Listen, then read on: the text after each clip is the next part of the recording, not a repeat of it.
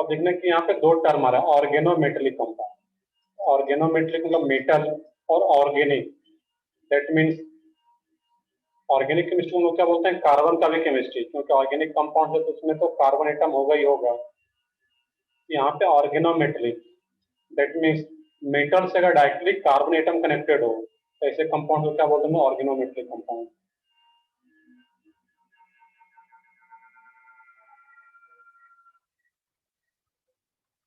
Clear है? इसका एक डिफिनेशन है सिंपल सा, उसको नोट डाउन कर लेते हैं यहाँ पे। Organometallic compound, organometallic compounds are compounds established simply compounds in which metal is directly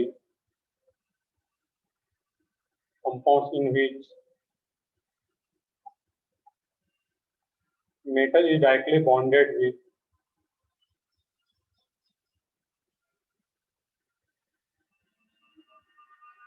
compounds in which metal is directly bonded to carbon atom.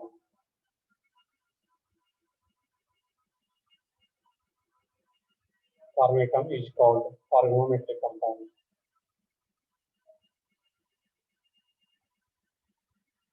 Organometallic compound.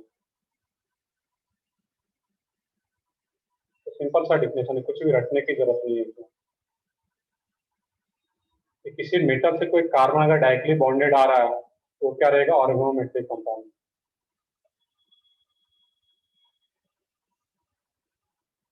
Clear है? यहाँ पे है। और इसमें थोड़ा ऐड कर सकते हो, थ्रू नॉन आयनिक बॉन्ड। तो non ionic bond, non ionic का मतलब क्या है, कोवलेंट या coordinate. Non ionic bond,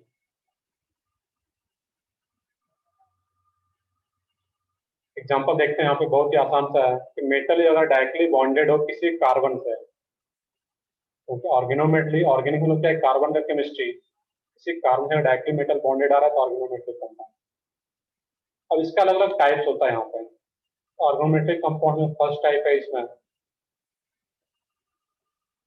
sigma bonded organometallic compound.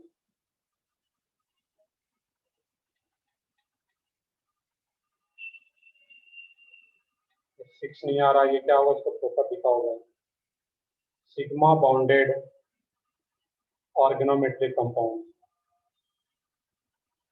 Organometallic compound.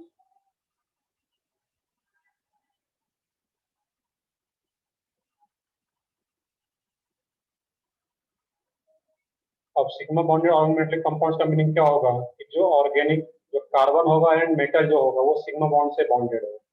Name से क्लियर है। इसको अगर एग्जांपल से देखें, बाकी इसका पॉइंट देख लेते हैं यहाँ पे, RMGX। आर क्या रिप्रेजेंट करता है, कैपिटल आर। इनको कुछ याद हो ऑर्गेनिक से कि कैपिटल आर क्या इंडिकेट करता है, बताओ इसमें। यहाँ पे ग्रुप सही है, बिल्कुल, कोई भी अल्काइल ग्रुप रहेगा, अल्काइल। देख लो।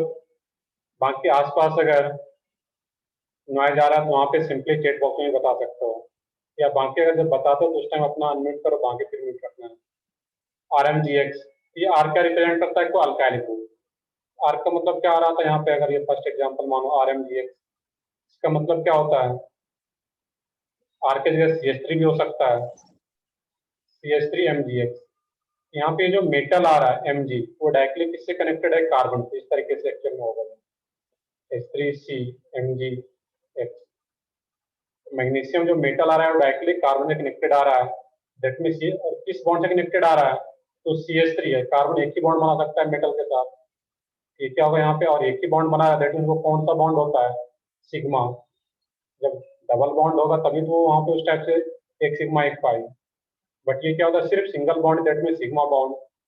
और सिग्मा बॉन्ड के through metal carbon connected, that means sigma bonded organometallic compound. Clear है? तो आरएम, अब इसमें इथाइल हो सकता है, प्रोपाइल, जो भी लेना चाहो ले सकते हो, एक्स भी अलग अलग रहता है यहाँ पे। अब इसमें याद रखना है कि RMGX जो आपके ऑर्गेनिक का पार्ट रहता है, RMGX को हम लोग बोलते हैं ग्रिग्नार्ड रिएजेंट, इसको याद रखना है अभी से ही। RMGX को क्या बोलते हैं, ग्रिग्नार्ड रिएजेंट, जो कि जैसे हम लोग ऑर्गेनिक स्टार्ट करें उसमें आएगा ये। तो जो ग्रिग्नार्ड रिएजेंट होता है वो एक ऑर्गेनोमेट्रिक कंपाउंड है, क्योंकि मेटल डायरेक्टली कार्बन एटम से कनेक्टेड होता है। क्लियर है? नेक्स्ट एक और कंपाउंड होता है इसमें R2CuLi।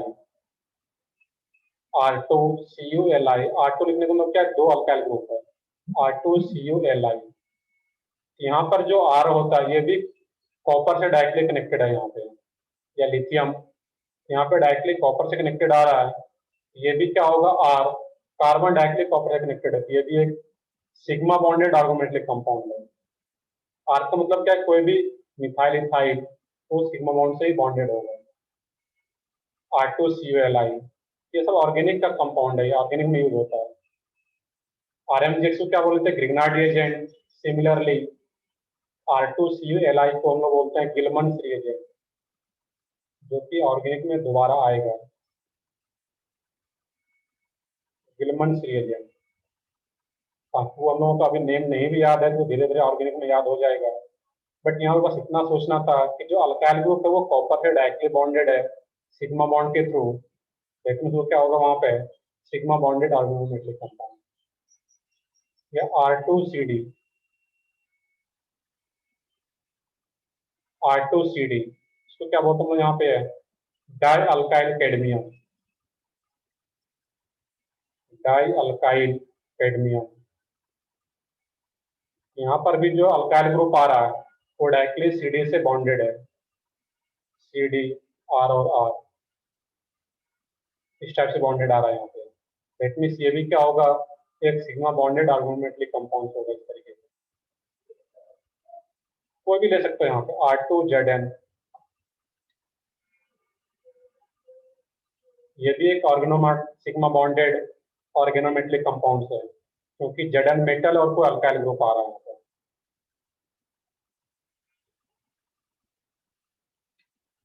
तो डिफिनेशन लिखना तो खुद से लिख सकते हो यहाँ पे है, इस metal is connected to carbon through sigma bond या थ्रू सिंगल बॉन्ड, वही क्या हो जाएगा इसमें, sigma bonded organometallic compound.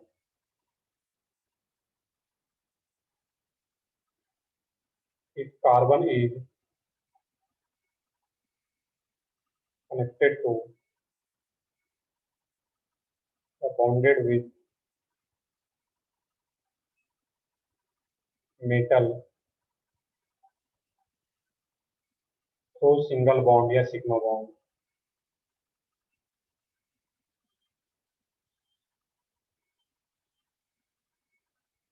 is called sigma bonded organometallic compound। Clear है यहाँ तक? नेक्स्ट देखते हैं, यहाँ तक पहले नोट डाउन कर लो अच्छे से।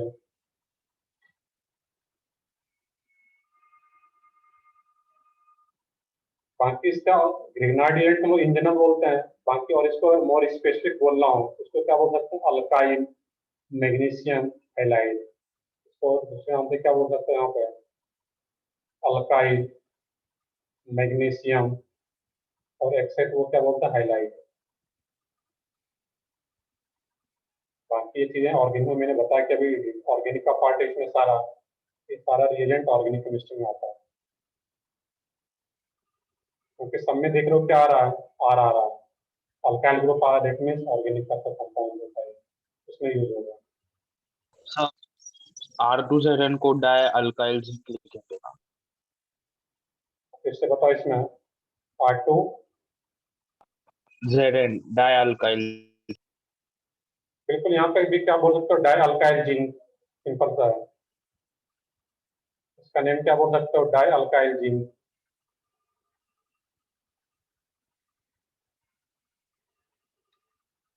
बाकी इसका जो यूज होता है, एक रिएक्शन होता है फैंडलैंग रिएक्शन, ऑर्गेनिक केमिस्ट्री में वो सारा आएगा, अभी मैं डिटेल में नहीं जा रहा, बट ये आइडेंटिफाई करने के लिए आना चाहिए, ये सिग्मा बॉन्डेड ऑर्गेनोमेटलिक कंपाउंड है। ये भी क्या होगा यहाँ पे, RZN और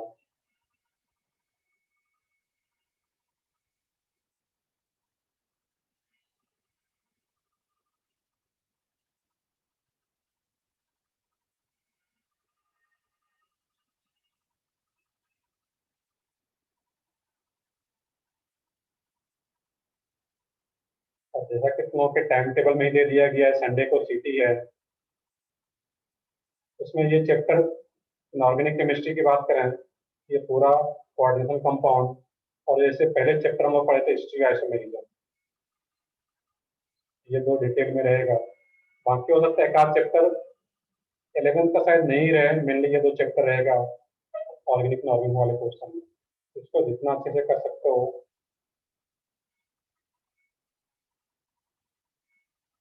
कर लिया। यहाँ तक नोट डाउन कर लिए सब लोग?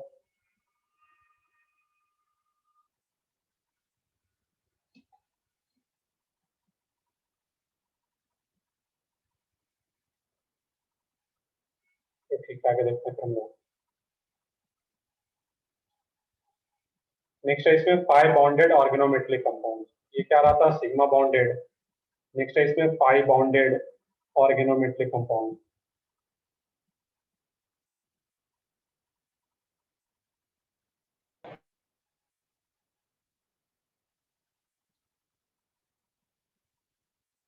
पाई bonded organometallic compound.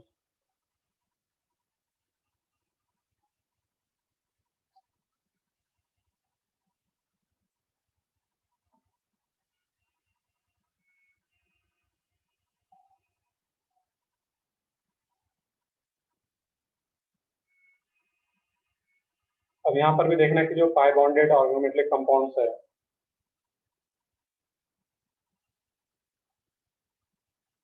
Compounds in which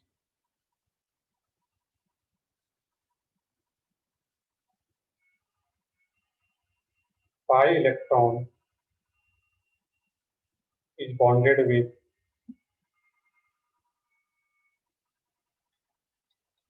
compounds in which pi electron, pi bond लिख सकते हैं यहाँ पे simply, pi bond donates its electron to metal. Compounds in which pi bond donates its electron to metal, जो भी metal होगा उसका pi bond में जो इलेक्ट्रॉन प्रेजेंट होगा, और pi bond किसमें प्रेजेंट होता है? जनरली ऑर्गेनिक कंपाउंड्स में ही रहेगा ये, चाहे इथीन हो गया, इथाइन हो गया, बेंजीन हो गया, दैट मीन्स अल्कीन, अल्काइन, और फिर क्या रहेगा तुम्हारा उसमें यहाँ पे बेंजीन। एग्जाम्पल देखना तो और क्लियर होगा। Compounds in which pi bond donates its electron to metal, और डोनेट इलेक्ट्रॉन का मतलब क्या? बॉन्ड का फॉर्मेशन करेगा वहां पे, and make a bond, bond का फॉर्मेशन करेगा वहां पे अगर। अब इसके एग्जांपल में Fe,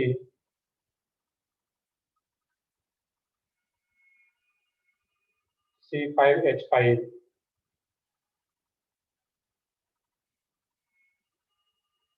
ट्वाइस, तो इसी को इस तरीके से भी लिखा जाता है, Fe C6H5 ट्वाइस। अब इसका स्ट्रक्चर देखना है यहाँ पे ध्यान से, ये एक इंपॉर्टेंट एग्जांपल है।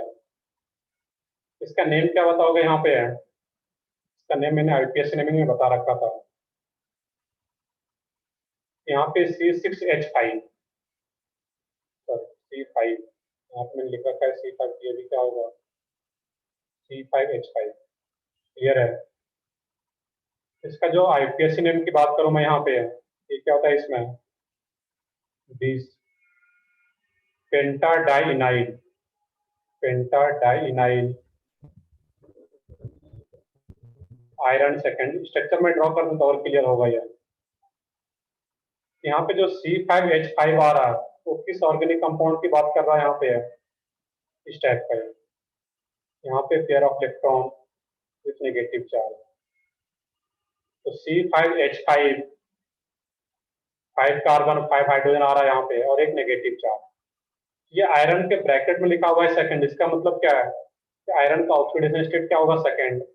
वो सेकंड कहाँ से आ रहा है oxidation state?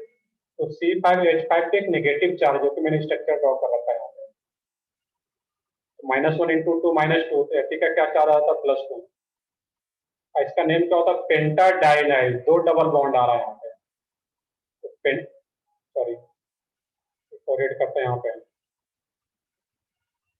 20 cyclopentadienyl organic compound सबको पता है, साइक्लिक कंपाउंड में क्या यूज करते हैं, साइक्लो, तो 20 साइक्लोपेंटाडाइनाइल आयरन सेकेंड, 20 को यूज कर रहे हैं यहाँ पे है क्योंकि जो लिगेंड आ रहा है उसी में डाई पहले से हिट है यहाँ पे, that means 20 cyclopentadienyl iron second, ये इस कंपाउंड का आईपीएससी नेम आ गया।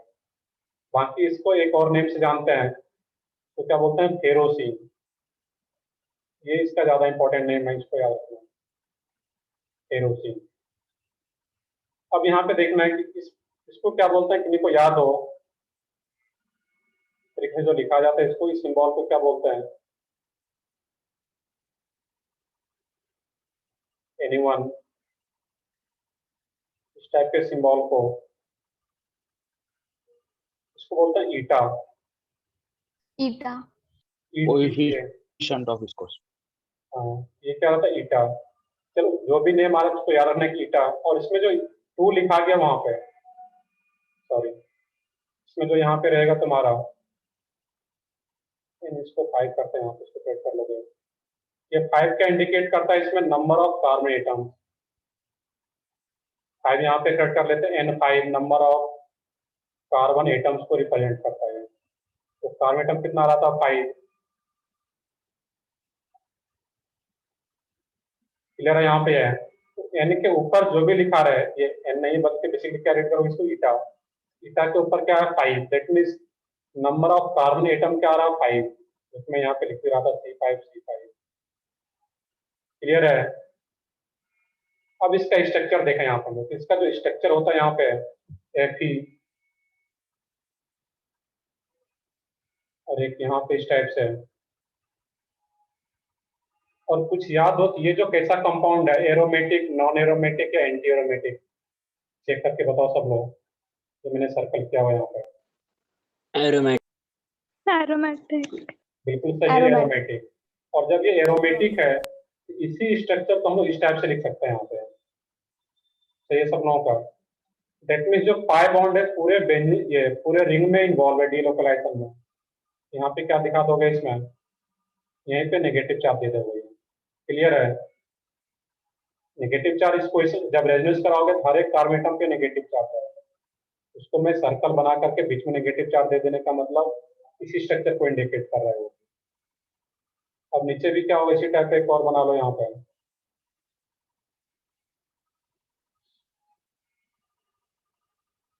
यहाँ पे नेगेटिव चार्ज।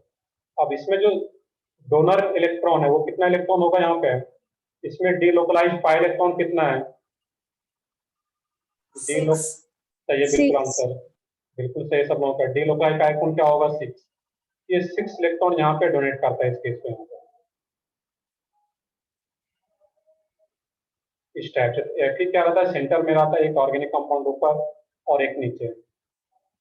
यहाँ पे जो देखना है कि जो पाई, बेसिकली क्या होता है इसमें, जो पाई इलेक्ट्रॉन है, जो 6 पाई इलेक्ट्रॉन है, वो इलेक्ट्रॉन डोनेट कर रहा होता है मेटल को, तो compounds in which pi bond या pi electron, pi bond donates its electron to metal, तो जो सेंट्रल मेटल है यहाँ पे Fe, उसको इलेक्ट्रॉन, कौन इलेक्ट्रॉन डोनेट कर रहा है, pi bond, that means pi electron इसको मिल रहा है सेंट्रल मेटल को, ये कैसा कंपाउंड हो जाएगा, पाई बॉन्डेड ऑर्गेनोमेटलिक कंपाउंड। अब इस टाइप के कंपाउंड को क्या बोलते हैं, यहाँ पे ध्यान से देखोगे, ये बीच में रखा गया है Fe, और एक ऊपर और एक नीचे से रखा गया है, ऐसे कंपाउंड को क्या बोल सकते हैं हम लोग, सैंडविच कंपाउंड। ये जो केरोसिन है, Fe ईटा 5 C5H5 ट्वाइस, यहाँ पे Fe जो आ रहा है सेंट्रल मेटल तुम्हारा बीच में है, ऊपर भी एक कंपाउंड है ऑर्गेनिक कंपाउंड, एक रिंग ऊपर भी एक रिंग नीचे भी, और ये बीच में आ रहा है, बाकी सब तो पता है नेमिंग, सैंडविच आ रहा है बिल्कुल बीच में, और ये दो ऊपर नीचे है, ये सैंडविच कंपाउंड। एक ये भी क्वेश्चन पूछ लिया जाता है कभी कभी कि सैंडविच कंपाउंड कौन सा होता है, ये याद रखना है यहाँ पे।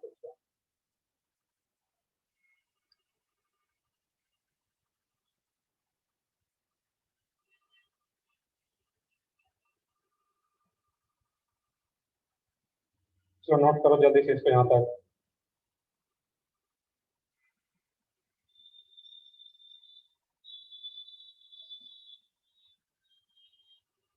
एक और एग्जांपल इसी तरह का, बट ये ज्यादा इंपॉर्टेंट एग्जांपल था।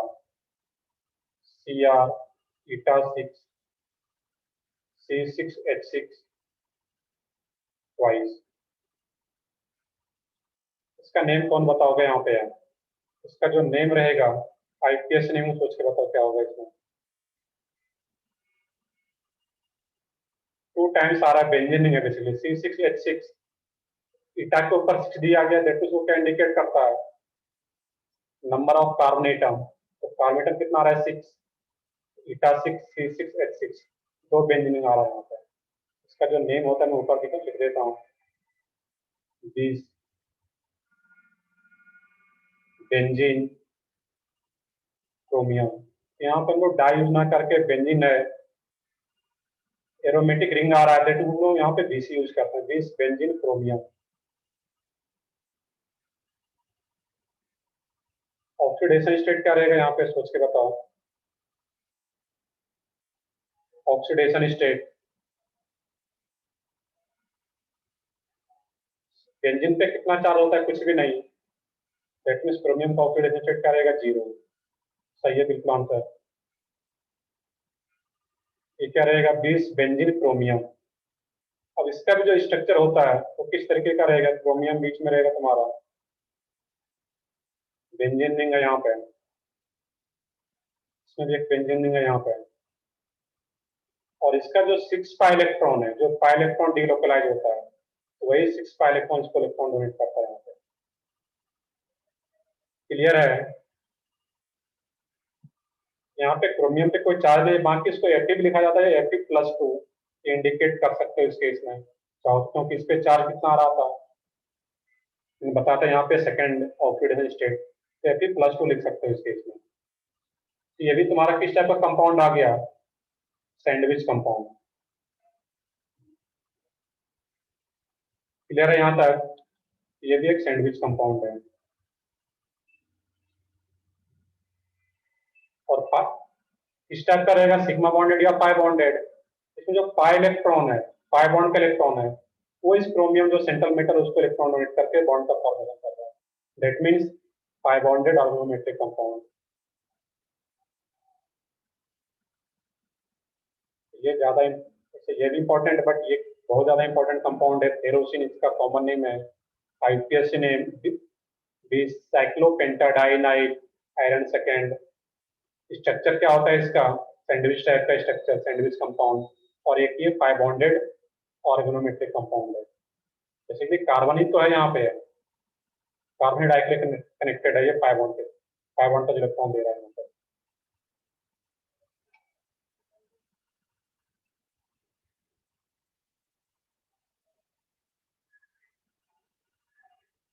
कल यहाँ तक नोट डाउन कर लिए सब लोग? तो सिंपल सा इसमें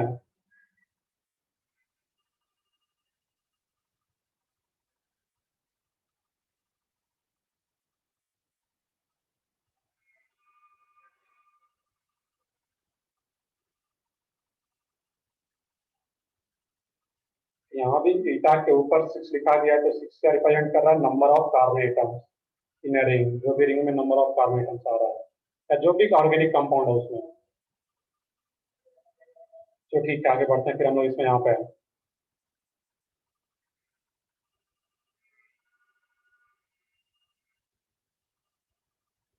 नेक्स्ट और एक एग्जांपल है इसमें इंपॉर्टेंट, उसको देख लेते हैं यहाँ पे हम लोग।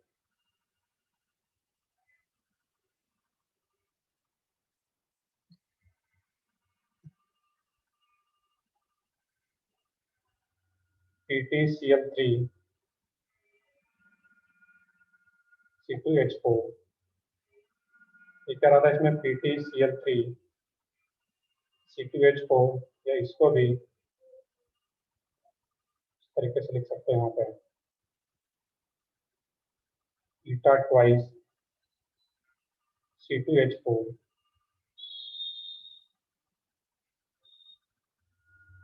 क्लियर है यहाँ पे है?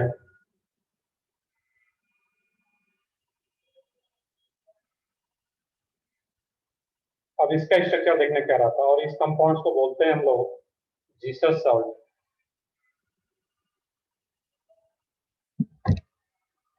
डबल एच जीसस सॉल्ट, ये भी एक इंपॉर्टेंट कंपाउंड है। क्या बोल रहे हैं इसको यहाँ पे हम लोग, जीसस सॉल्ट। अब इसका स्ट्रक्चर देखना किस तरीके का रहता है यहाँ पे, टी सीएल सीएल सीएल। इस कंपाउंड का नेम क्या खुद से बता सकते हो, C2H4 इथीन। ये क्या हो जाएगा इसमें, C डबल बॉन्ड C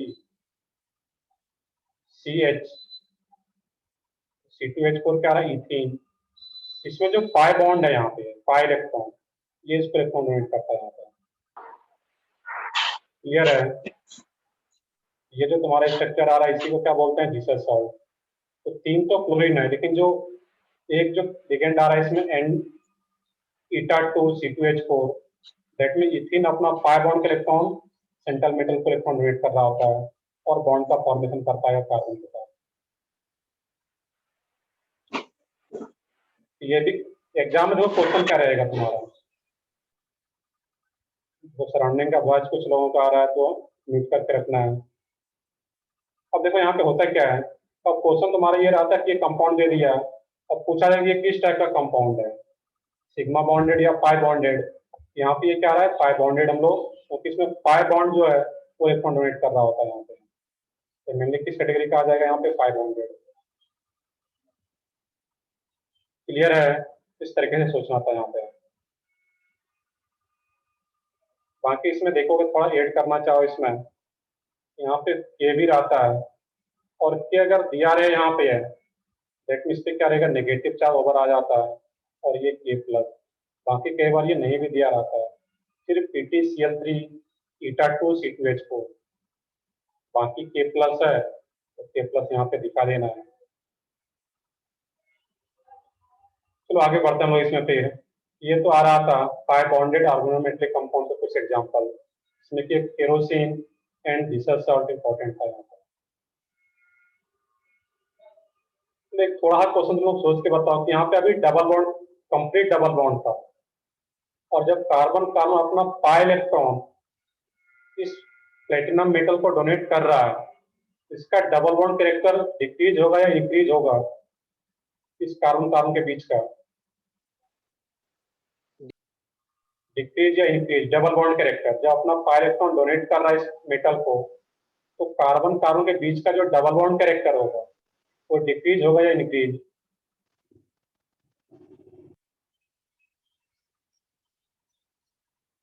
तो मैं क्वेश्चन फिर से रिपीट करता हूँ, तो आंसर दे रहा हो इसे, बिल्कुल सही है। वो क्या करेगा, डिक्रीज करेगा, क्योंकि जो अपना पाई इलेक्ट्रॉन डोनेट कर रहा है इसके पास सिंगल बॉन्ड कैरेक्टर क्या होगा इसमें, इंक्रीज करेगा, that means double bond character decrease कर रहा है। और जब डबल बॉन्ड कैरेक्टर डिक्रीज कर रहा है, इसका मतलब सिंगल बॉन्ड कैरेक्टर इंक्रीज किया, that means bond length increase कर जाएगा। क्लियर है? यहाँ पे जो नॉर्मल बॉन्ड होगा, जैसे कहीं पे मान लो कि ये कंपाउंड है, इसमें एक अलग से है इथीन, और इस जीसस सॉल्ट में जो इथीन है, इसमें अगर डबल बॉन्ड कंपेयर करने के लिए बोला जाए कि दोनों में से बॉन्ड लेंथ, इसको अगर फर्स्ट स्ट्रक्चर बोला जाए, इसको सेकेंड, तो बॉन्ड लेंथ किसका ज्यादा होगा, किस डबल डबल बॉन्डेड कार्बन का बॉन्ड लेंथ ज्यादा होगा, फर्स्ट का या सेकेंड का? बॉन्ड लेंथ किसका ज्यादा होगा, बॉन्ड लेंथ बताओ, सब लोग बता सकते हो। सही है, बिल्कुल फर्स्ट का बॉन्ड लेंथ ज्यादा होगा सेकेंड का, क्योंकि यहाँ पे कंप्लीट डबल बॉन्ड कैरेक्टर, और यहाँ पे क्या हो रहा है, डबल बॉन्ड कैरेक्टर कम हो रहा है, ये पाई इलेक्ट्रॉन इसको डोनेट कर रहा है यहाँ पे। क्लियर है यहाँ पे? बट इतना डिटेल में तुम लोगों में नहीं जाएगा, या जेई वगैरह में चला जाता है इतना डिटेल में, सिंपली तुम लोगों को एग्जांपल याद रखना है यहाँ पे। जीसस सॉल्ट एक पाई बॉन्डेड ऑर्गेनोमेट्रिक कंपाउंड है, क्योंकि इसमें पाई इलेक्ट्रॉन डोनेट कर रहा होता है। कार्बन जो है वो इलेक्ट्रॉन इस मेटल के साथ बॉन्डेड होता है यहाँ पे। चलो आगे बढ़ते हैं फिर इसमें हम लोग, नेक्स्ट है इसमें थर्ड,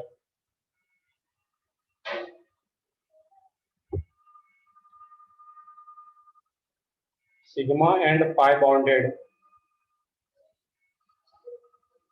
ऑर्गेनोमेटलिक कंपाउंड, इसमें कि एक ऐसा कंपाउंड जिसमें कि sigma bond and pi bond दोनों फॉर्म हो रहा हो, sigma and pi bonded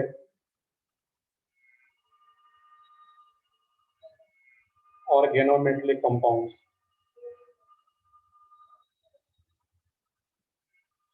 organometallic compound.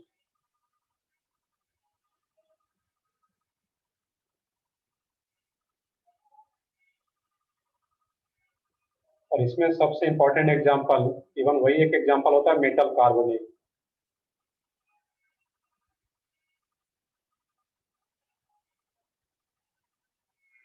Metal carbonate इस कैटेगरी का एग्जांपल होता है। अब जो मेटल कार्बोनेट आता है इसमें यहाँ पे, इसमें कोई भी मेटल कार्बन ले सकते हैं यहाँ पे, वो पहले पढ़े भी थे। इसको मैं डिटेल में मेटल कार्बन का एक अलग ही टॉपिक उसमें डिटेल में समझते हैं, बट इसका जो एग्जांपल होता है यहाँ पे कि कार्बोनिल क्या होता है, CO, ये एक लिगेंड है, उसका नेम क्या है, कार्बोनिल न्यूट्रल लिगेंड है, और वो अगर मेटल से कनेक्टेड है, like NiCO whole 4, FeCO5,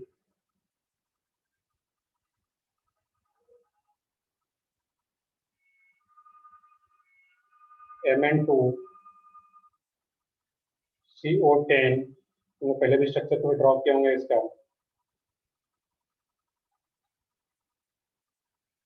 CO twice CO8, इसमें C और ऑक्सीजन स्मॉल में लिखा गया, इसका मतलब क्या, ये कोबाल्ट है, मेटल है ये, और CO वो भी कैपिटल में, दैट मींस ये कार्बोनिल है। ये सब तुम्हारा क्या आ रहा है, metal carbonyl, nickel, iron, manganese, cobalt, इससे कनेक्टेड आ रहा है यहाँ पे CO कार्बोनिल, तो इसको क्या बोलता है, मेटल कार्बोनिल। अब इसका स्ट्रक्चर में मैं ड्रॉ करूँ, यहाँ पे है, जल्दी से एग्जांपल नोट कर लो, हम लोग देखते हैं इसका स्ट्रक्चर सबका। और इसको सिग्मा एंड पाई बॉन्डेड क्यों बोलते हैं, दोनों sigma and pi bonded organometallic compound. बस 2 मिनट वेट करो, आगे हम लोग नेक्स्ट स्ट्रक्चर ड्रॉ करने के बाद इसको समझ पाएंगे इसको।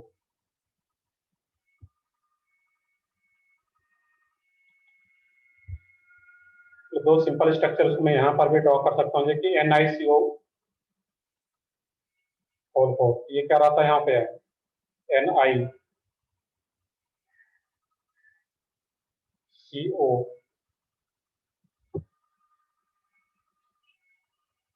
CO,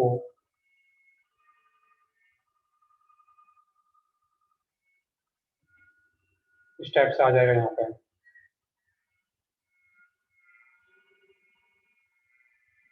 टेट्राहेड्रल ज्योमेट्री हो जाता है, इसलिए कोऑर्डिनेशन नंबर 4 आ रहा है यहाँ पे है। FeCO5, ये भी हम लोग क्लास में कर चुके हैं।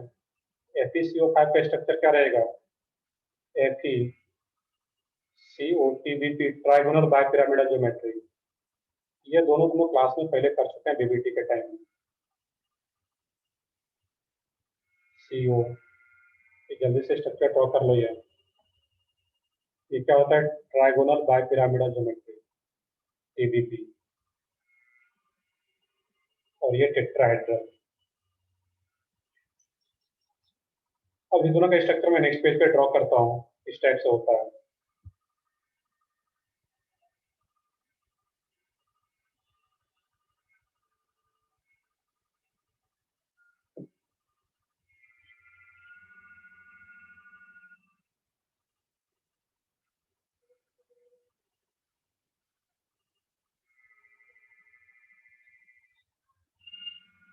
Mn2CO होल 10, इसका भी मैंने स्ट्रक्चर ड्रॉ किया होगा, जहाँ पे EN रूल पढ़े थे, effective atomic number, Sidgwick's effective atomic number. यहाँ तक नोट कर लिए सब लोग।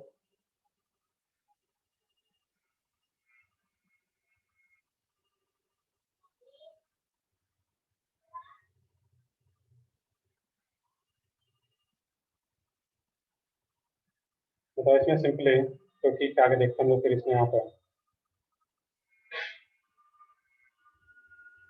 Mn2CO होल 10,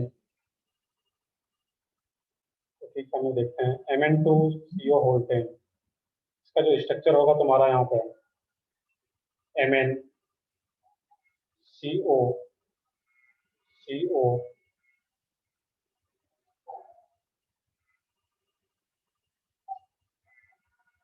Mn, CO,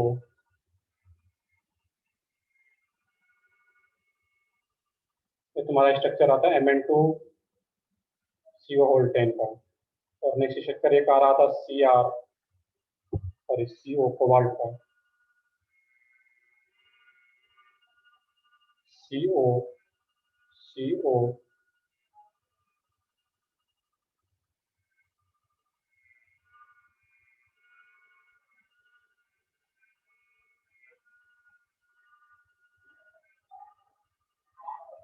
इस टाइप से।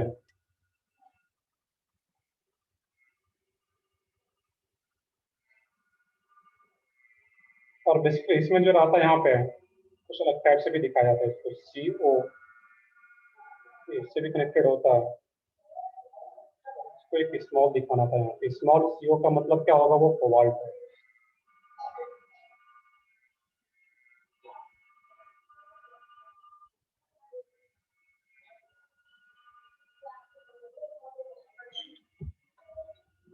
इस टाइप से इसका स्ट्रक्चर होता है यहाँ पे।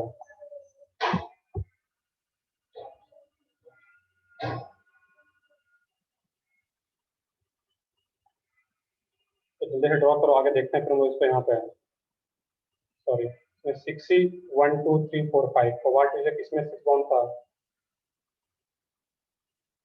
इससे बेसिकली 3D फिगर आता है, देखिए अपवर्ड और ये डाउनवर्ड कनेक्टेड है। इस तरीके से इसका स्ट्रक्चर होता है यहाँ पे। बाकी स्ट्रक्चर बहुत ज्यादा इंपॉर्टेंट नहीं है यहाँ पे है, तो तुम्हें ये नहीं पूछा है कि ये स्ट्रक्चर ड्रॉ करना या ऐसा स्ट्रक्चर, बस ये याद रखना है कि किस टाइप से रहता है। तो अगर डायमर के फॉर्म में ये एग्जिस्ट करता है, इसका मोनोमर क्या होगा, CO CO4, इस टाइप से ये डायमर के फॉर्म में आ रहा है। इसका भी मोनोमर क्या होता है, Mn CO whole 5। CO5। Dimer क्यों बनाता है, कुछ याद हो को नहीं तो एनीवन, डायमेराइज क्यों हो जाता है ये, EN रूल फॉलो ये करने के रूल लिए। फॉलो करने के लिए। सही है, बिल्कुल ही सबका आंसर। EN रूल को फॉलो करेंगे ये डायमेराइज हो जाता है। जब डायमेराइज हो जाता है तो ये कंपाउंड EN रूल को फॉलो करना शुरू हो जाता है। बिल्कुल करेक्ट है, यहाँ भी सेम रीजन। तो ठीक है, आगे बढ़ता हूँ इसमें। यहाँ पे फिर ये तो आ रहा था इसका स्ट्रक्चर। अब जो नेक्स्ट टॉपिक है इसमें मेटल कार्बोनिल, उसको सिग्मा एंड पाई बॉन्डेड क्यों बोला जाता है, तो उसको देखते हैं। तो नीचे में डालोगे इसमें bonding in metal carbonyl, bonding in metal carbonyl,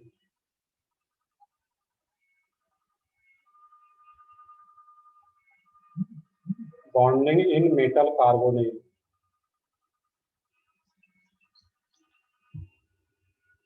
basically यहाँ पे एक स्टेटमेंट है, उसको मैं प्रॉपर लिख देता हूँ, उसको उसके बाद समझते हैं। 3 4 लाइन का स्टेटमेंट है, उसको साथ में नोट भी कर लेंगे। The metal carbon bond, the metal carbon bond in metal carbonyl, in metal carbonyl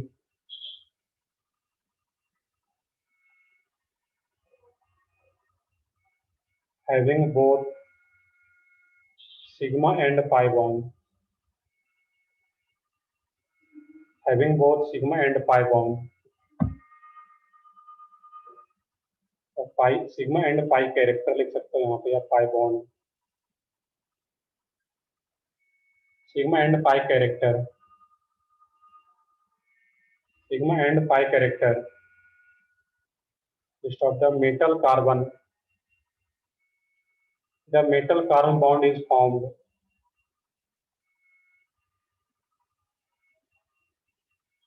the metal carbon bond is formed by the donation,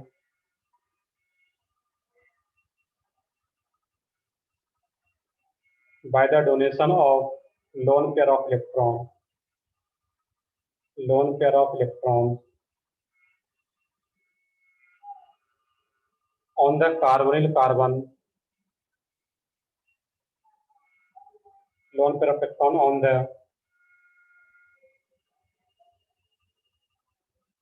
carbonyl carbon carbon carbon into a vacant orbital। देख लो, मैं बस मैंने बताया था start में 3-4 line का एक statement है, उसको फिर हम लोग समझेंगे क्या रहता है। into a vacant orbital of the metal full stop, the metal carbon bond is formed, sorry, the carbon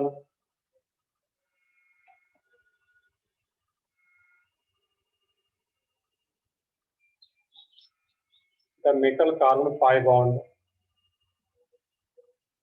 और यहाँ पे एक ऐड कर लेते हैं metal carbon sigma bond. The metal carbon pi bond is formed by the metal carbon pi bond is formed by donation of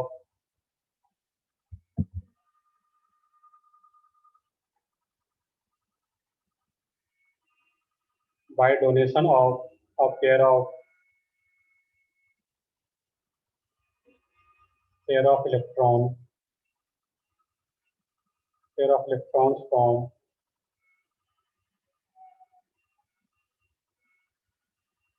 filled d orbital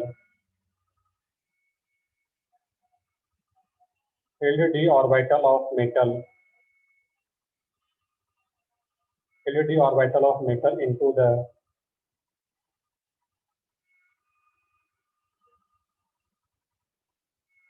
vacant anti-bonding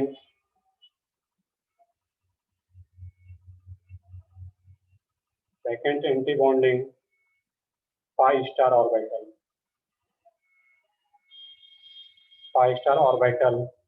of carbon, pi star orbital of carbonyl. This is called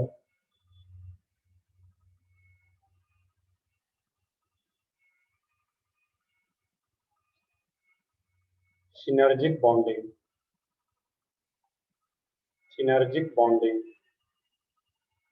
एक नया bonding जितना दिनों पढ़े तो उससे एक नया bonding निकल के आ रहा है, क्या था? This is called synergic bonding या synergic effect.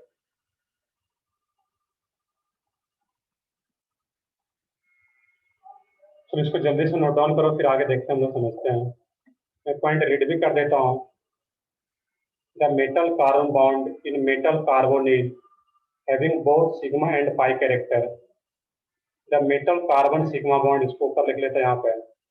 The metal carbon sigma bond is formed by the donation of lone pair of electron on the carbonyl carbon.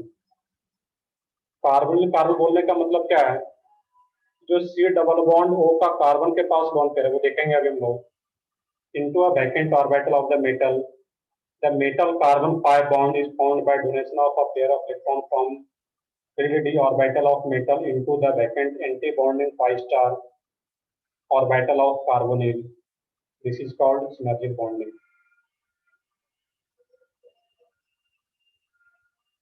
या synergic effect।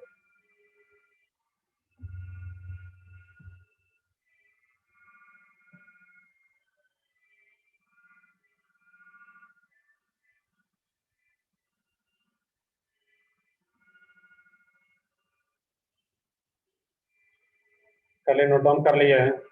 पहले सिंपली मैसेज मैंने बताया था, बस मैसेज भी कर मैं समझ जाऊँ। 2-3 लोगों का मैसेज आया, डेट में नोट डाउन कर चुके सब लोग।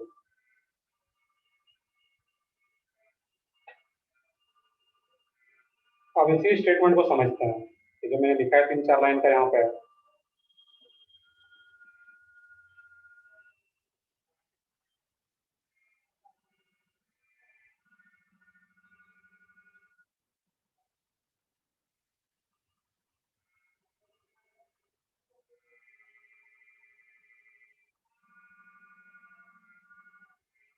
पहले नोट डाउन कर लिए सब लोग यहाँ तक।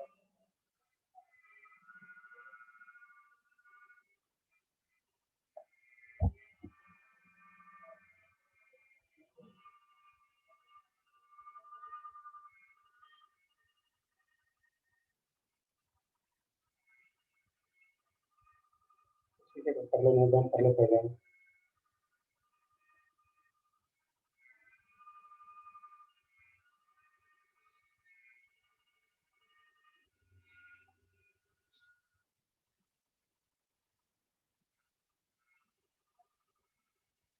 तो ठीक है, आगे बढ़ते हैं हम लोग इसमें। इस पेज पे मैं आता हूँ, फिर से इसको एक्सपेंड करते हैं लाइन बाय लाइन। यहाँ पे देखना था हम लोगों को कि सबसे पहले देखोगे सीओ का स्ट्रक्चर क्या होता है, कार्बोनिल का, सी डबल बॉन्ड ओ। अब यहाँ पे देखो इसके बीच में अभी क्या होता है, यहाँ पे सिर्फ पैसा का छोड़ देते हो, यहाँ पे ऑक्सीजन का तो ऑक्टेट पूरा, बट कार्बन का ऑक्टेट पूरा नहीं है यहाँ पे। कार्बन के पास 6 इलेक्ट्रॉन है।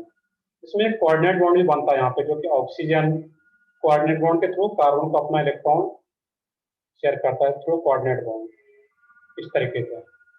बट जैसे इस तरीके से आता यहाँ पे है, तो हम लोग एक पॉइंट ये भी पढ़े हैं कि जब इसको हटाते हैं हम लोग यहाँ पे, कुछ याद हो कि जब सी डबल बॉन्ड या कोऑर्डिनेट बॉन्ड को जब हटाओगे तो क्या करोगे, नेगेटिव चार्ज और पॉजिटिव चार्ज कैसे देना है यहाँ पे।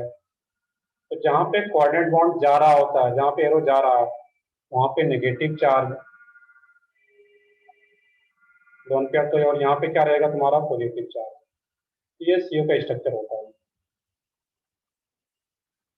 इसको तो मैं कोई भी एक स्ट्रक्चर ले लेते हैं यहाँ पे, एक ये मैंने ले लिया यहाँ पे। अब क्या होता है, ये जो इसके पास, अब एक पॉइंट ये भी बताओगे कि कार्बन के पास लोन पेयर और ऑक्सीजन के पास लोन पेयर, दोनों लोन पेयर में से ज्यादा स्टेबल कहाँ पे होगा लोन पेयर, कार्बन पे या ऑक्सीजन पे। Oxygen. ऑक्सीजन पे। हम लोग क्लास में क्यों ऑर्गेनिक में कि lone pair on higher electron atom is more stable, ये मोर स्टेबल होगा। तो लेस स्टेबल कौन सा आ रहा है, कार्बन का लोन पेयर। दैट मीन्स जो सेंट्रल मेटल होगा, मेटल को जो इलेक्ट्रॉन डोनेट करेगा कार्बन में, वो कौन डोनेट करेगा, कार्बन। क्लियर है यहाँ तक। यहाँ पे सीओ में से जो कार्बन के पास एक पेयर ऑफ इलेक्ट्रॉन होता है, वो मेटल को इलेक्ट्रॉन डोनेट करता है यहाँ पे। इस ऑर्बिटल में मेटल, तो मेटल के पास जो वैकेंट ऑर्बिटल होता है, तो वैकेंट हाइब्रिडाइज ऑर्बिटल रहेगा, उसमें ये अपना जो पेयर ऑफ इलेक्ट्रॉन होगा इसका, और ये इलेक्ट्रॉन कहाँ पे होगा, किसी ऑर्बिटल में होगा। ये इस तरीके से ओवरलैपिंग के थ्रू कर रहा होगा, हम लोग डायरेक्टली यहाँ पे दिखा देते हैं इस तरीके से कि कार्बन का जो पेयर ऑफ इलेक्ट्रॉन है, वो इलेक्ट्रॉन डोनेट कर रहा होता है मेटल के वैकेंट ऑर्बिटल में। कौन सा ऑर्बिटल है, ये वैकेंट ऑर्बिटल। इसको समझ लोगे पहले, वैकेंट ऑर्बिटल। तो यहाँ पे जो पॉइंट मैंने लिखा था कि कार्बन का जो पेयर ऑफ इलेक्ट्रॉन होता है, वो मेटल के वैकेंट ऑर्बिटल डोनेट कर रहा होता है। ये कौन सा बॉन्ड है, एक ही बॉन्ड बना रहा है यहाँ पे। और जब एक ही बॉन्ड होता है तो वो कौन सा बॉन्ड होता है, सिग्मा या पाई। सिग्मा। सिग्मा बॉन्ड, सिंपल सा है। जब सिंगल बॉन्ड है तो क्या बॉन्ड, सिग्मा बॉन्ड है। तो जब कार्बन अपना pair of electron central metal के वैकेंट ऑर्बिटल में डोनेट कर रहा होता है, तो कौन सा बॉन्ड फॉर्म करता है, सिग्मा बॉन्ड। क्लियर है। अब क्या होता है कि मेटल के पास अगर इलेक्ट्रॉन पेयर हो, इस तरीके से यहाँ पे जो भी दिखाना है, डी ऑर्बिटल यहाँ पे डबल डम्बेल टाइप्स में बना दे रहा हूँ।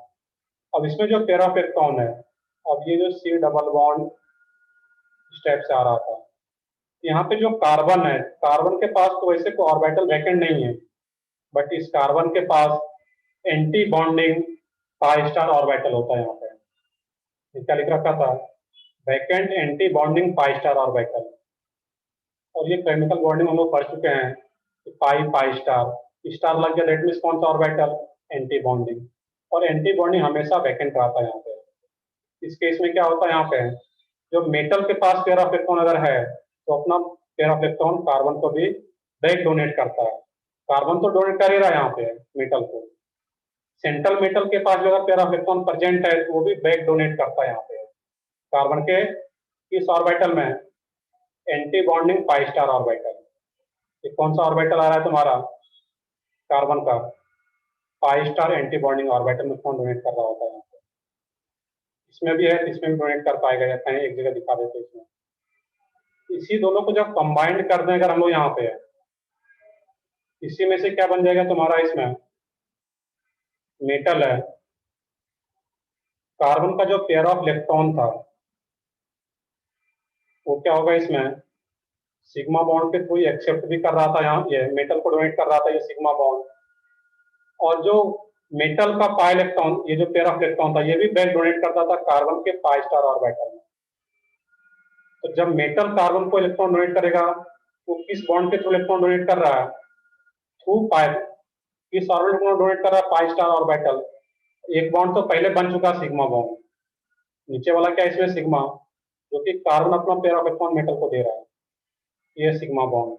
और जब एक बॉन्ड सिग्मा आ गया तो दो सिग्मा तो कभी होता नहीं एक ही पोजीशन पे है। एक सिग्मा अगर बन गया तो दूसरा जो इलेक्ट्रॉन डोनेट कर रहा है मेटल, बैक डोनेट कर रहा है, वो कौन सा बॉन्ड होगा इसमें, पाई बॉन्ड। तो क्लियरली देख पा रहे हो यहाँ पे सिग्मा बॉन्ड भी बन रहा है और पाई बॉन्ड भी फॉर्म हो रहा है। बट ये क्लियर हो कि सिग्मा बॉन्ड कब बनता है, जब कार्बन अपना पेयर ऑफ इलेक्ट्रॉन मेटल के वैकेंट ऑर्बिटल में डोनेट करता है, और मेटल जब कार्बन के anti bonding pi star orbital में इलेक्ट्रॉन डोनेट करता है, तो फिर पाई बॉन्ड का फॉर्मेशन होता है। और यही जो इस टाइप का बॉन्डिंग हो रहा है यहाँ पे, इसी बॉन्डिंग को क्या बोला जाता है यहाँ पे, सिनर्जिक बॉन्डिंग। इसको नोट डाउन कर लो पहले, यहाँ पे फिर समझते हैं आगे हम लोग। सिनर्जिक बॉन्डिंग या सिनर्जिक इफेक्ट, इसको एक अलग से ड्रॉ कर लेते हैं, उसके नीचे ये ड्रॉ करते हैं दोनों, और इस दोनों को कंबाइंड जो दिखा रहे हैं, दिखाओगे इस तरीके के, इसी दोनों को मिला करके हम लोग इस टाइप का कंक्लूजन बना पा रहे हैं। और वही पीछे जो स्टेटमेंट लिखा था उसमें भी ये सारी चीजें लिखा हुआ है। चलो नोट करो जल्दी से यहाँ तक, फिर आगे देखते हैं हम लोग।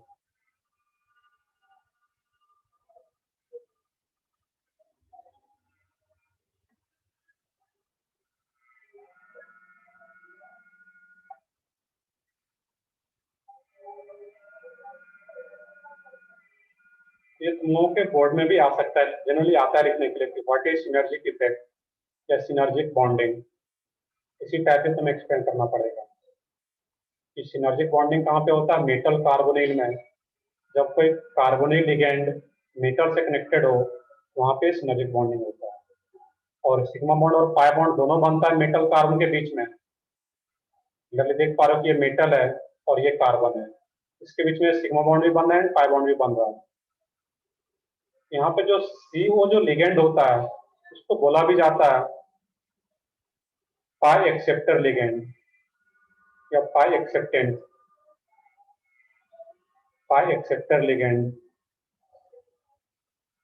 और वो क्या होता है यहाँ पे, CO। अब CO के जैसे, वैसे तो अपने को सिलेबस में CO के बारे में ही पढ़ना है, बट जैसा CO बिहेव करता है वैसा ही कुछ बिहेवियर इसके लिए भी रहता है, CN माइनस और NO के लिए NO प्लस। तो जैसा बिहेवियर CO का है वैसा ही CN माइनस और NO प्लस के भी रहता है,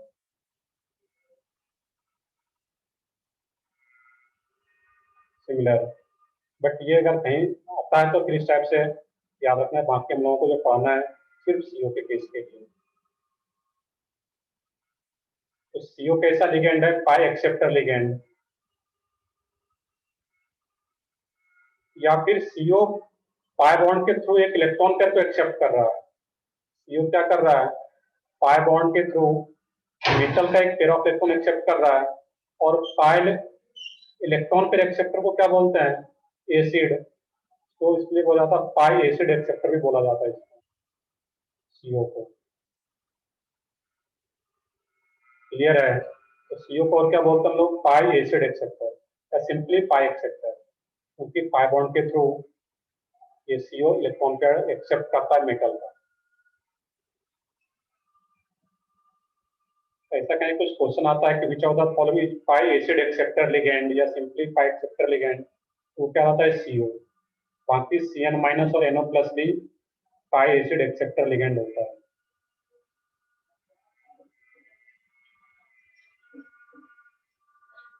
तो इसको प्रॉपर तरीके से नोट डाउन कर लो, फिर आगे समझते हैं।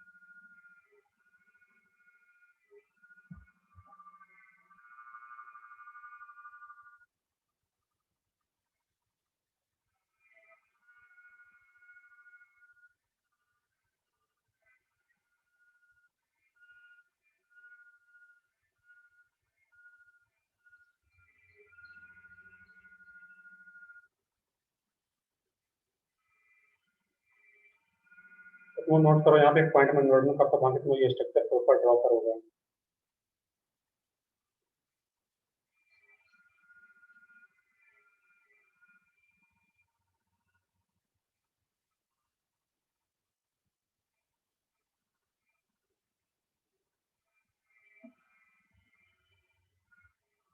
तुम लोग सेंटर पे आते हो क्या सेल्फ स्टडी के लिए, ऐसा कुछ? तो तुम लोगों में से कोई या डाउट क्लास के लिए भी कभी सेंटर पे आते हो तुम लोग? अलाउड है क्या सर आने का? तो आ जाएंगे। नहीं नहीं, ऐसा कुछ नहीं, मतलब पाठक सर की तरफ से कुछ बोला गया है, अगर पाठक कुछ अगर बोला गया आने के लिए तभी पे आना है, ऐसा नहीं। तो तुम लोग अगर सेंटर पे अभी नहीं शायद आ पा रहे हो, कुछ लोग पूछ रहे हो सर आप नासिक में हो क्या, तो मैं भी अभी नासिक में नहीं हूँ क्योंकि अलाउ ही नहीं है। तो मैं भी अगर नासिक में भी होता तो रूम पे ही रहता, तो मैं अभी नासिक में नहीं हूँ। बट मैं भी इस मंथ के लास्ट में मैं नासिक आ जाऊँ, तब तक हो सकता है अगर अलाउ भी हो जाता है, लेक्चर के लिए तो नहीं, कम से कम डाउट क्लास के लिए आकर के या टीचर से 1-to-1 इंटरेक्शन कर सके वहाँ पे, और भी गाइडेंस दे सको, ऐसा कुछ अगर अलाउ होता है ऐसा भी तो फिर कर सकते हैं। बट जब तक पाठक से या कुछ ग्रुप पे मैसेज नहीं आता प्रॉपर, तो फिर वहाँ पे आना भी नहीं है।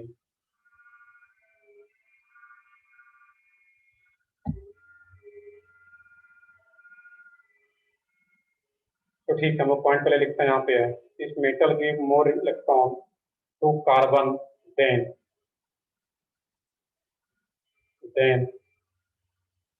बॉन्ड ऑर्डर ऑफ CO कम हो जाएगा एंड बॉन्ड लेंथ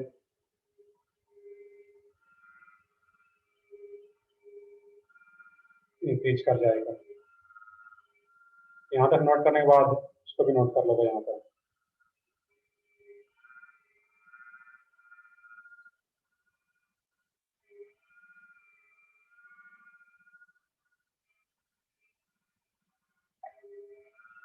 समझते हैं इसका भी मीनिंग? देखो इसका मीनिंग क्या है कि metal give more electron, note करो फिर एक्सप्लेन करता हूँ मैं अभी।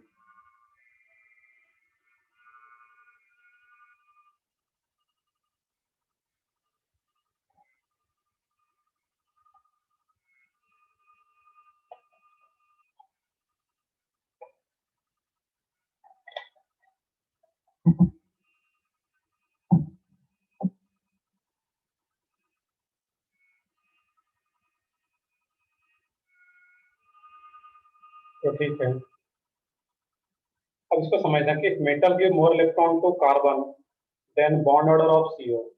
अब देखोगे यहाँ पे जब मेटल की तरफ से इस कार्बन को इलेक्ट्रॉन मिल रहा है, अब कार्बन को दो तरफ से इलेक्ट्रॉन मिल रहा है, ध्यान से देखोगे अगर यहाँ पे इस कार्बन को दोनों तरफ इलेक्ट्रॉन मिल रहा है, ऑक्सीजन की तरफ से भी कोऑर्डिनेट बॉन्ड के थ्रू इलेक्ट्रॉन मिल रहा है यहाँ पे, और मेटल से भी कोऑर्डिनेट बॉन्ड के थ्रू ही मिल रहा है इलेक्ट्रॉन। बट ये कौन सा पाई बॉन्ड एक्चुअल में, इस कार्बन को दोनों तरफ इलेक्ट्रॉन मिल रहा है। अब सोचना है कि मेटल अगर इलेक्ट्रॉन ज्यादा दे पाता है कार्बन को, तो मेटल की तरफ से अगर ये कार्बन ज्यादा इलेक्ट्रॉन को एक्सेप्ट कर पाता है, इसका क्या मतलब हुआ, ऑक्सीजन की तरफ से क्या होगा, ये कम इलेक्ट्रॉन को एक्सेप्ट करेगा।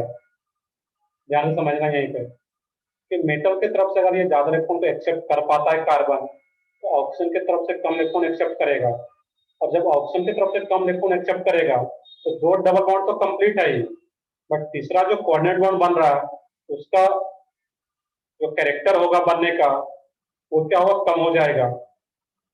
और CO के बीच में पाई बॉन्ड जो बन रहा है वो अगर कैरेक्टर कम हो रहा है, थर्ड बॉन्ड बनने का अगर पॉसिबिलिटी कम हो रहा है, दैट उसका बॉन्ड ऑर्डर क्या हो जाएगा, वहां पे कम हो जाएगा।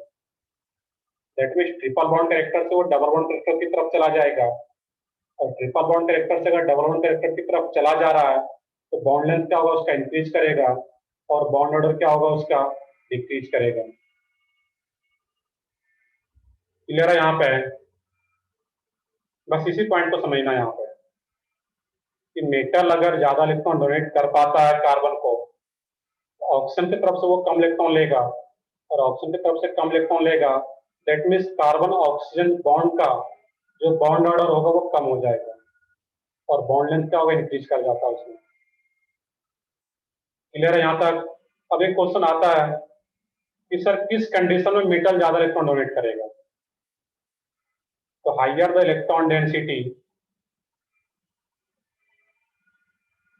हाइयर द इलेक्ट्रॉन डेंसिटी, इतना ज्यादा इलेक्ट्रॉन डेंसिटी होगा, higher the electron density, higher electron density on metal,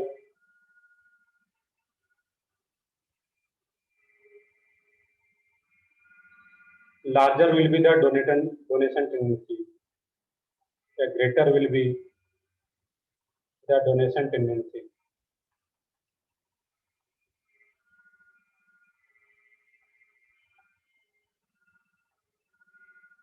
clear है यहाँ पे कि higher the electron density on metal, larger will be the donation tendency. Metal पे जितना ज्यादा इलेक्ट्रॉन डेंसिटी होगा उतना ही तो उसका टेंडेंसी होगा कार्बन को इलेक्ट्रॉन डोनेट करने का।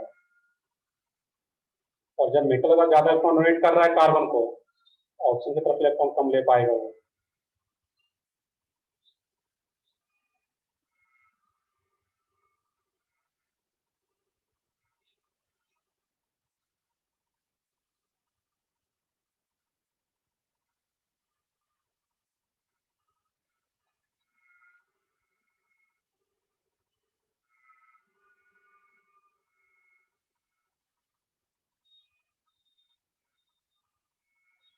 ये एक इंपॉर्टेंट पॉइंट है कि higher electron density on metal, larger will be the donation tendency.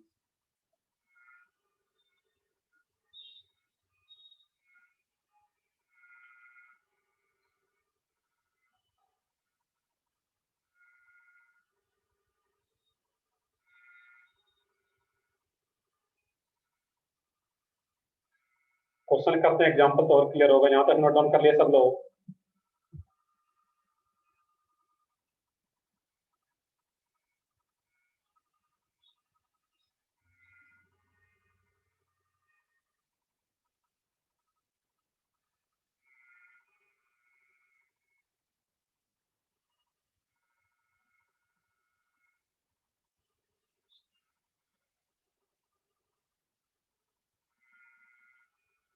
बताओ सब लोग, बताओ कर लिए नोट डाउन यहाँ तक?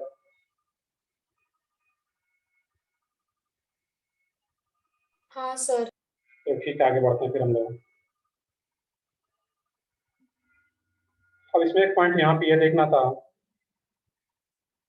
If metal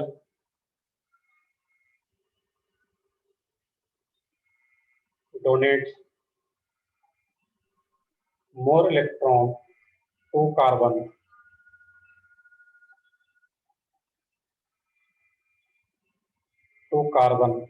then metal carbon bond क्या होगा? तो मेटल अगर ज्यादा इलेक्ट्रॉन डोनेट कर रहा है कार्बन को, तो metal carbon bond will be strong, और मेटल कार्बन बॉन्ड अगर will be strong, metal carbon bond will be strong, और मेटल कार्बन बॉन्ड अगर स्ट्रॉन्ग हो रहा है, इसका मतलब क्या हुआ? मेटल कार्बन का जो बॉन्ड लेंथ होगा, देख सकते हो कि मेटल कार्बन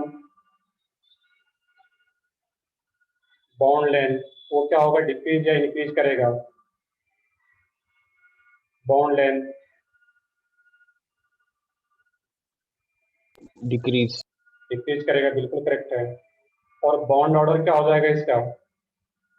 इंक्रीज कर जाएगा, मतलब बॉन्ड ऑर्डर।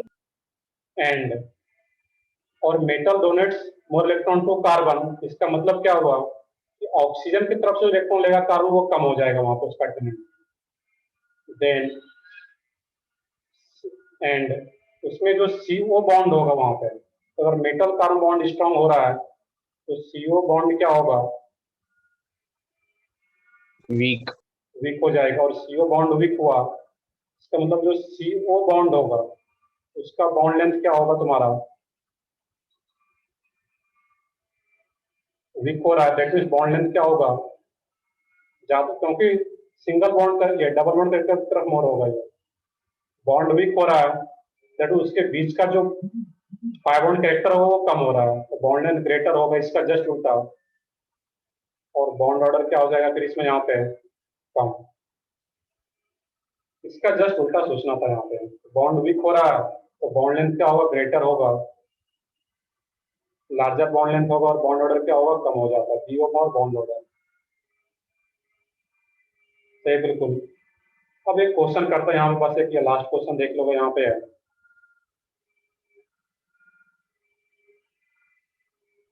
अब देखने एक पॉइंट ये भी है कि इलेक्ट्रॉन डेंसिटी, हम लोग क्या वहां पे नेगेटिव इलेक्ट्रॉन डेंसिटी की बात कर रहे हैं। यहाँ पे इलेक्ट्रॉन डेंसिटी हायर बोलने हम लोग क्या वहां पे नेगेटिव इलेक्ट्रॉन डेंसिटी। तो जितना इलेक्ट्रॉन डोनेट का रेट में इलेक्ट्रॉन ज्यादा होना चाहिए, तो ऐसे भी इलेक्ट्रॉन डेंसिटी नेगेटिव चार्ज है वहां पे।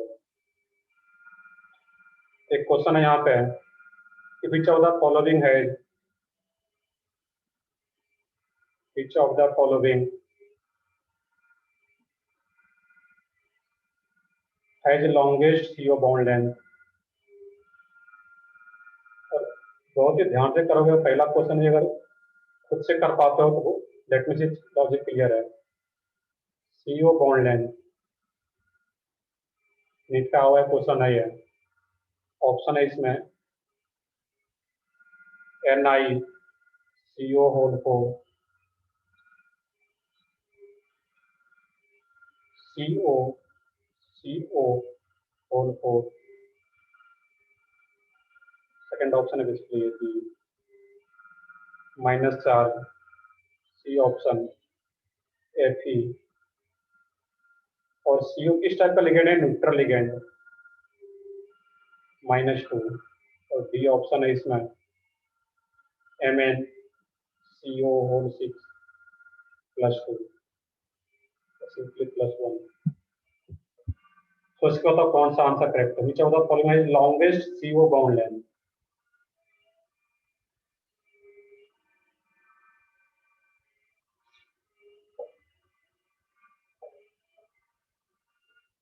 सब लोग ट्राई करो।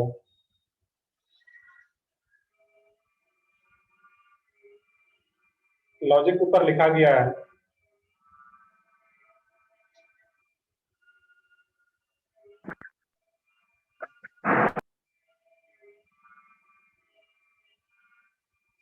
और लोग भी ट्राई करो इसमें। कुछ लोगों के आंसर सही आ रहे हैं, बट मैं आंसर अभी डिस्क्लोज नहीं कर रहा।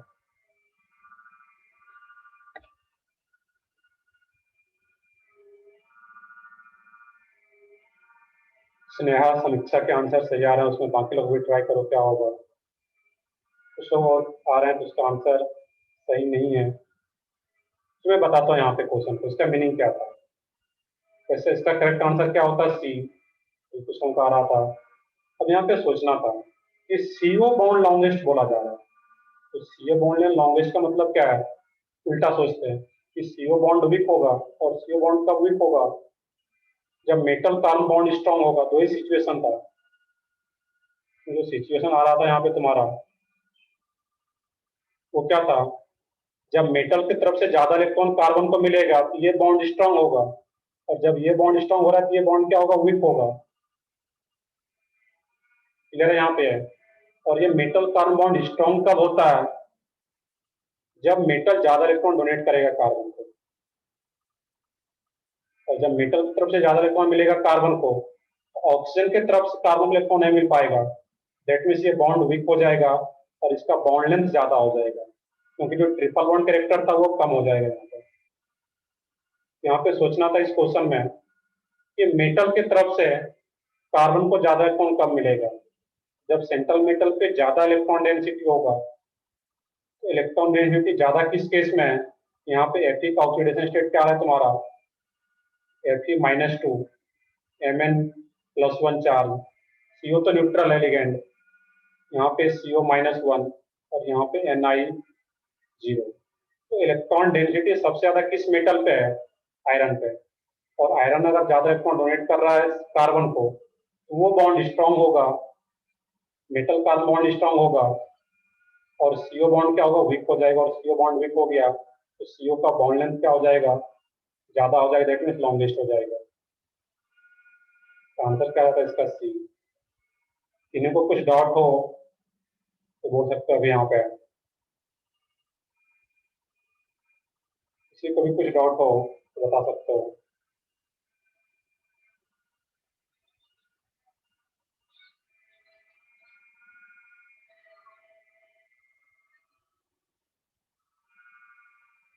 तो ठीक है, सोचने का तरीका यही है।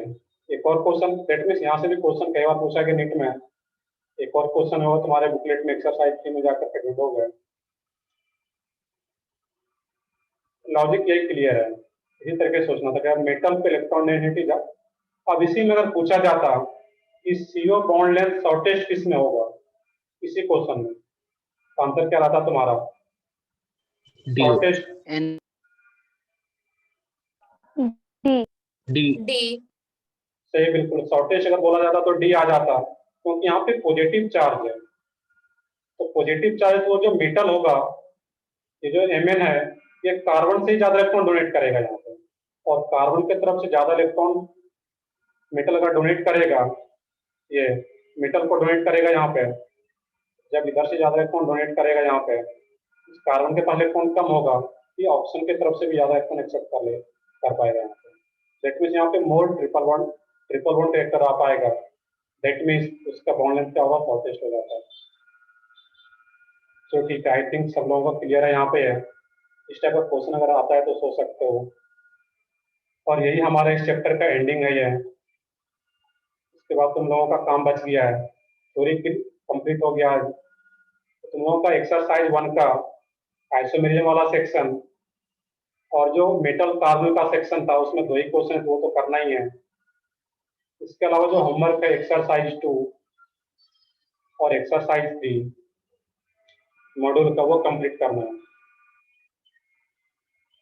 और इसके बाद मैं चेक कर रहा हूँ तुम लोगों का लेक्चर फिर कब है। तुम लोगों के क्लास में जो लेक्चर है मेरा, अब वो थर्सडे को है। तो थर्सडे तक आराम से कर सकते हो एक्सरसाइज 2 एंड 3। तो थर्सडे के लेक्चर में हम लोग exercise 2 and exercise 3 and DPP, अगर ये तक हो जाता है डिस्कशन, उसको हम लोग DPP भी आएंगे। 3 दिनों का टाइम है तुम लोगों के पास, ये पूरा कंप्लीट करेगा चीजें। और बीच में कहीं भी अगर तुम लोगों को डाउट आता है रिवीजन पहले, लेकिन ऐसा नहीं कि क्वेश्चन डायरेक्ट अटेम्प्ट करने लगे एक्सरसाइज 3 एक्सरसाइज 2, पहले आराम से रिवाइज कर लेना पूरे चैप्टर को, और उसके बाद तुम एक्सरसाइज 3 पहले करना चाहो तो एक्सरसाइज 3 पहले कर लो, और उसके बाद एक्सरसाइज 2 को करो। बट एक्सरसाइज 1 सबके लिए कंपल्सरी है, उसके बाद एक्सरसाइज 3 कर लो, और उसके बाद एक्सरसाइज 2 करो। अगर एक्सरसाइज 2 में कुछ अच्छे क्वेश्चन दिए गए हैं, बाकी जैसे भी करना चाहो कर सकते हो। और डाउट कभी भी आता है रिवीजन के टाइम में, लेक्चर नोट को जब रिवाइज कर रहे हो, उसमें मुझे पिक्चर क्लिक करके सेंड करो, तो मैं कोशिश करता हूँ रिप्लाई करो। मैं कितने लोग भी ये मैं रिप्लाई करता ही हूँ, ऐसा नहीं कि तुरंत भेजे सर 5 मिनट के अंदर रिप्लाई चाहिए। हो सकता है कि 5 घंटे भी लग जाए, इवनिंग में, रात में रिप्लाई करूँ, बट मैं रिप्लाई करता हूँ, तो दे सकते हो जब प्रॉपर रिवाइज कर रहे हो वहाँ पर। चलो ठीक है, फिर मैं आज का सेशन यहीं पे एंड करता हूँ। कुछ डाउट्स है तुम लोग पूछ सकते हो।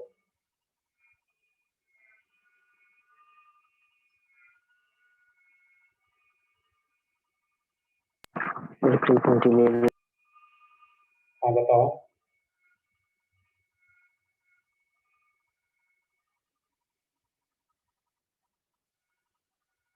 तो ठीक है, इसको प्रॉपर रिवाइज करोगे। अभी तो सब लोग चैप्टर खत्म नहीं किया, प्रॉपर रिवाइज करो, उसके बाद लेक्चर ये DPP एंड बुकलेट सॉल्व करो, तो फिर जो डाउट है वो देखते हैं।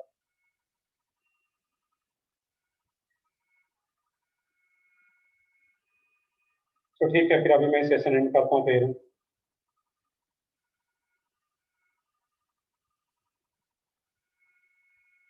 और बाकी कुछ बच्चे पूछ रहे हैं सर नेक्स्ट चैप्टर कौन सा होगा, तो नेक्स्ट चैप्टर जो होगा हम लोग फिर ऑर्गेनिक का स्टार्ट करेंगे। बाकी जो इसका पार्ट बचा हुआ है वो तुम्हें स्वप्न सर ही कराएंगे, ऑर्गेनिक ये ब्लॉक केमिस्ट्री जो मिल नहीं रहा था वहाँ पर। और ऑर्गेनिक का, क्योंकि ऑर्गेनिक बहुत बड़ा पार्ट होता है, ऑर्गेनिक का भी अगर देखो तो 12th का ऑर्गेनिक हम लोग ढंग से स्टार्ट भी नहीं कर पाए हैं। हिस्ट्री आइसोमेरिज्म NCERT के अकॉर्डिंग वो कोई चैप्टर ही नहीं है वहाँ पे, उसका बहुत कम रोल है। तो जो लोग पहला चैप्टर स्टार्ट करेंगे उसमें बेसिक्स ऑफ रिएक्शन मैकेनिज्म, वो एक बुकलेट मिला होगा रिएक्शन मैकेनिज्म का, बताओ सब लोग बताओ। हाइड्रोकार्बन एंड रिएक्शन मैकेनिज्म का एक बुकलेट मिला होगा।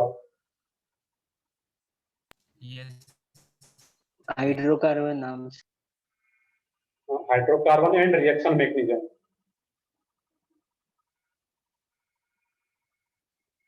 तो ठीक है, देखोगे नहीं मिला है तो मिल जाएगा वो।